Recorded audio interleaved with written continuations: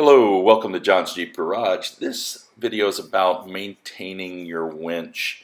And this one specifically is really about a self-lubricating winch, one that already comes permanently lubricated from the factory, normally with a high temperature lithium grease at the time of assembly. And the winch we're going to be using in today's video is a Smittybilt X20 winch. Please understand that a winch, if not operated correctly and depending on how you're doing the maintenance of it, can really hurt you. This type of equipment can even be fatal. So it's really important that if you do not have any experience, that you don't try this alone and you get someone for professional help. If you want to keep your winch in the right working order, you need to maintain it just like anything else. And even though it's self-lubricated, if it's been sitting a while, then the oil is going to just naturally flow down and not lubricate all the parts. So we really need to exercise it at a minimum every 1 to 2 months. This video is not about using your winch, operation of your winch, or troubleshooting your winch. It's only some basic information on exercising your winch to maintain proper lubrication. That is all. Alright, so let's get started. First of all, let's put on some leather gloves or heavy-duty work gloves. We want to protect our hands. Depending on your winch, if you're using steel cable or synthetic cable, you may have a winch cover that you're protecting your line.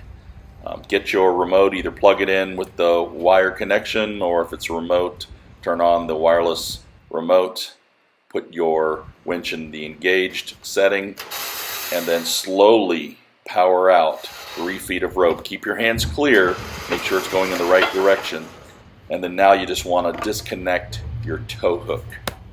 We're disconnecting the hook just to help maintain a clearance, set it down, and then now you're going to power out about 15 feet of your line.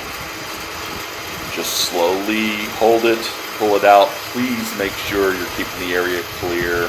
Watch where your feet are and estimate about 15 feet powering out without tangling the rope. Okay, now we're going to go and we're going to turn the clutch into free spool. So switch the setting from engaged to free spool, because now you're going to pull out about 30 to 50 feet recommended of rope. Caution though, you want to keep 6 wraps of steel at least on the drum, or at least 10 wraps of synthetic rope while doing this. And again, as you're placing it on the ground, make sure you're watching your feet and keep area clear. And now we're going to go put it back into the engaged setting. We're putting the winch into gear because now we're going to be powering the line back in. To demonstrate on this video, right now I'm only using my body weight and arm to hold the line to create resistance and tension. But what I would normally do is connect the winch line to another one of my Jeeps so that I can create the tension needed as I put the line back on the drum. Now, it is recommended that you try to get at least 1,000 pounds of tension. What you don't want is the rope to actually pinch on itself when you're needing it for recovery. And that's like when you're trying to pull it out manually in free spool and it's stuck. And it's stuck because of the way it wrapped over each other. So what you want is a tight roll so there's enough friction so there's not slippage and you have the right amount of tension to be able to recover a vehicle. The way to do this, even though I have many resources here for a person that doesn't, I would suggest finding a tree, but use a tree strap so you don't damage a tree, or connect to another vehicle the proper way.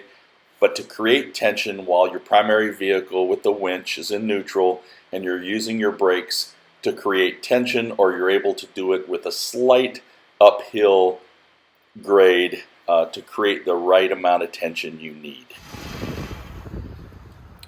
So most winches have a covered guard over the line or rope, and it's a little thicker, so you're going to have to be careful to make sure it goes back in the fair lead. Keep your hands clear. You do not want to create a pinch point with your hands.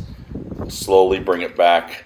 Put the hook and you have many different hook scenarios. So however your hook is connected, put it on there, keep your hands clear, and just slowly winch it up to get the right tension on your fair lead. Now make sure you turn everything off and leave the winch engaged.